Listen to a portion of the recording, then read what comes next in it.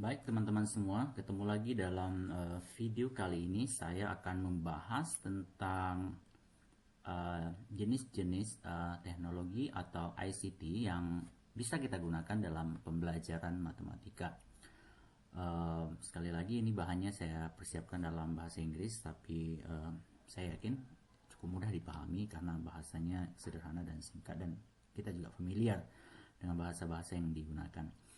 Baik, jadi seperti yang kita lihat di slide ini, secara garis besar kita bisa membagi jenis ICT untuk pembelajaran matematika atau yang bisa digunakan dalam pembelajaran matematika itu ada 3 jenis secara garis besar. Yang pertama dari segi hardware-nya, kemudian dari segi software-nya atau sekarang bahasanya adalah apps gitu ya. Kemudian dari segi resource, online resource-nya seperti itu. Mari kita lihat pertama dari segi hardware-nya. Nah, kalau kita lihat dari segi hardware, maka secara garis besar kita bisa membagi menjadi 3, atau mungkin bisa ini namanya kita buat jadi 2, tapi ini saya menulisnya 3 karena kalkulator nanti akan saya jelaskan bedanya dengan handheld device yang lain. Yang pertama adalah komputer atau laptop. Nah, ini yang cukup banyak tersedia, yang mungkin paling sering kita manfaatkan untuk pembelajaran seperti itu, baik yang berupa lab komputer atau lain sebagainya.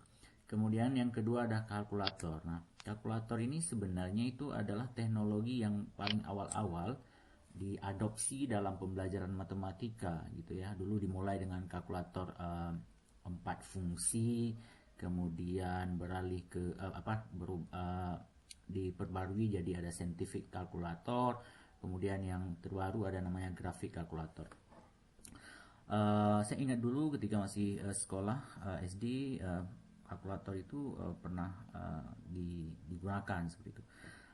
Namun sekarang kalkulator dalam bentuk fisik itu mungkin nggak banyak lagi orang yang menggunakan. Kenapa? Karena kalkulator itu sekarang sudah banyak dalam bentuk app atau software yang bisa kita install di dalam device yang ini. Nah, kita bisa menginstal itu di dalam handheld device, misalnya tablet dan HP. Nah, tablet dan HP ini yang paling banyak tersedia. Hampir semua orang punya mungkin HP, tapi mungkin kita belum memaksimalkan alat tersebut untuk pembelajaran. Selama ini mungkin hanya untuk sosmed atau telepon dan lain sebagainya. Tapi untuk pembelajaran masih mungkin belum begitu maksimal. Kemudian dari segi software secara umum ada dua tipe softwarenya. Yang pertama general software, yang kedua mathematical software. Nah, general software ini adalah software umum yang didesain bukan untuk pembelajaran atau bukan untuk pembelajaran matematika seperti itu, yang lebih spesifik. Tapi software ini walaupun tidak didesain untuk pembelajaran, kita bisa memanfaatkannya untuk pembelajaran. Misalnya yang pasti adalah Word, kan itu pasti bisa digunakan. Kemudian yang kedua adalah software untuk presentasi, contohnya PowerPoint. Nah, ini yang paling banyak digunakan ya. Malahan kalau kita buat survei, umumnya yang ketika dibilang menggunakan teknologi dalam pembelajaran, makanya yang umumnya digunakan adalah PowerPoint. Walaupun kalau kita kaji secara lebih lanjut, PowerPoint ini manfaatnya sedikit sekali untuk meningkatkan nilai tambah dari pembelajaran itu sendiri. Kemudian software yang lain yang mungkin kita gunakan adalah spreadsheet. Nah, contoh spreadsheet itu apa? Misalnya Excel. Nah, Excel itu sebenarnya punya potensi yang lebih bagus untuk pembelajaran matematika dibandingkan PowerPoint. Kenapa? Karena di Excel itu mungkin kita bisa membuat aktivitas-aktivitas yang sifatnya eksploratif gitu ya. Aktivitas-aktivitas yang sifatnya menemukan atau melakukan eksplorasi atau uji coba. Beda dengan PowerPoint. Di PowerPoint itu tidak bisa hal-hal seperti itu. Kemudian yang selanjutnya adalah mind mapping. Ini mind mapping itu adalah peta konsep. Nah, software-software untuk membuat peta konsep walaupun tidak didesain untuk pembelajaran matematika, tapi bisa kita gunakan. Kenapa? Karena peta konsep itu kan sangat penting di dalam pembelajaran.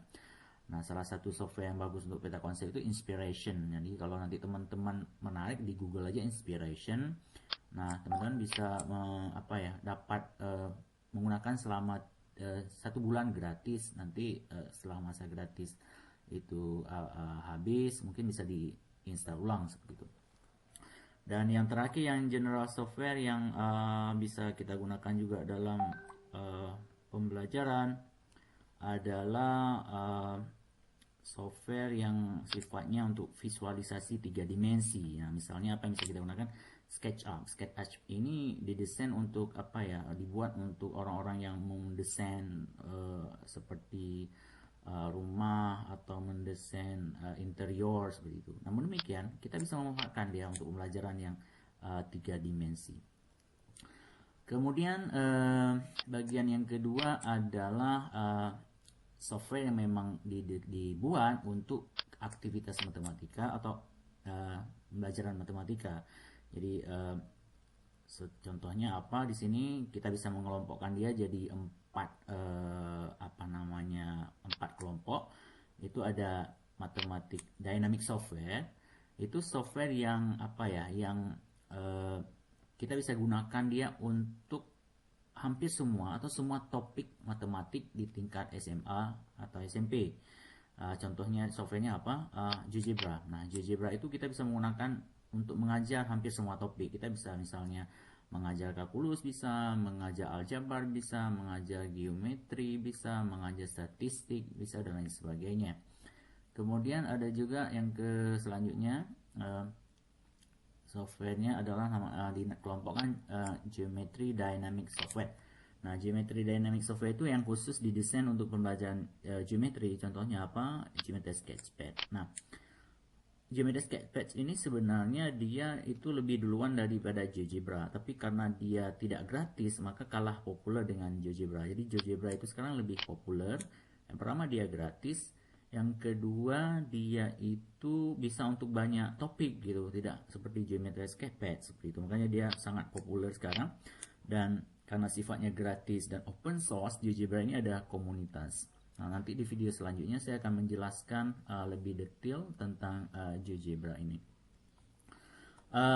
Selanjutnya software yang didesain untuk untuk computer algebra system. Contohnya apa? Maple. Walaupun Maple ini memang bukan didesain khusus untuk pembelajaran, tapi kita bisa untuk menggunakannya untuk pembelajaran aljabar. Kemudian yang terakhir, klasifikasi terakhir adalah statistical software atau software untuk statistik. Di sini ada yang memang didesain khusus untuk pembelajaran statistik, contohnya FATOMS. FATOM itu tidak gratis, tapi memang dia spesifik untuk pembelajaran statistik. Atau untuk analisis data statistik, SPSS. Ini bisa juga kita gunakan dalam pembelajaran.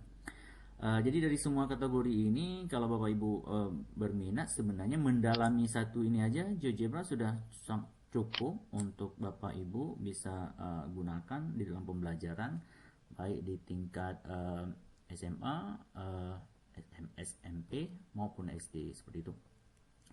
Dan kemudian yang ketiga adalah yang berkaitan dengan internet atau dengan yang online. Jadi ini ada 2 kategori. Yang pertama learning management system, yang kedua adalah web based learning resource atau online learning resource. Kalau yang LMS ini banyak sekali. LMS itu ada Blackboard yang paling terkenal, tapi dia nggak gratis. Kemudian ada Moodle, dia gratis tapi juga cukup terkenal. Kemudian kalau yang mau lebih simple, LMS-nya adalah Google Classroom. Itu paling LMS paling simple, gratis dan mudah digunakan. Kalau Moodle ini dia gratis, cuma kendalanya adalah kita perlu pengetahuan lebih untuk installnya dulu, kemudian menghostingnya seperti itu. Jadi kalau Bapak Ibu nggak mau ribet dengan itu, maka LMS yang paling sederhana adalah Google Classroom. Nah, nanti di video yang lain saya juga akan membahas tentang Google Classroom. Nah, kemudian yang terakhir adalah web based learning resource. Ini artinya apa? Sumber-sumber belajar yang sifatnya online, yang Bapak Ibu bisa akses. Banyak sekali yang gratis. Misalnya kalau punya pemerintah kita itu namanya rumah belajar, ya, atau ada mobile edukasi. atau yang lebih populer YouTube gitu ya, itu banyak sekali sumbernya, atau Khan Academy. Nah ini yang punya Amerika, cukup banyak sumber belajar ini bagi bapak ibu yang mungkin ada siswanya yang bagus bahasa Inggris, mungkin mengakses Khan Academy itu jauh lebih bagus daripada misalnya YouTube, karena Khan Academy itu lebih sistematis seperti itu. Nah, kira-kira seperti itu pembagian secara garis besar teknologi yang atau ICT yang bisa kita gunakan dalam pembelajaran matematika. Nanti untuk video selanjutnya saya akan lebih mendetil lagi spesifik ke beberapa tool ini yang nanti akan kita bahas secara lebih spesifik. Baik, terima kasih. Ketemu lagi di video selanjutnya.